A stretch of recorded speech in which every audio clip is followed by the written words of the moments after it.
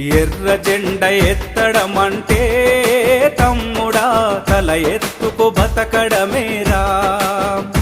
ఎర్ర జెండ ఎంచుకున్నావంటే బానిస సంఖ్యలను తెంచడమేరా.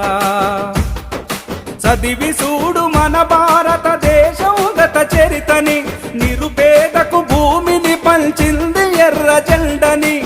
తెలుసుకుంటే నీ తనువు అరుణ పతాకమవుతుంది. ఎర్ర జెండ ఎత్తడమంటే తమ్ముడా తల ఎత్తుకు బతకడమేరా. ఎర్ర జెండ ఎంచుకున్నావంటే బానిస సంఖ్యలను తెంచడమేరా. అంటరాని కులాలని వెనకబడిన జాతులని బానిసలుగా చేసుకొని దొరలు రాజ్యమేలుతుంటే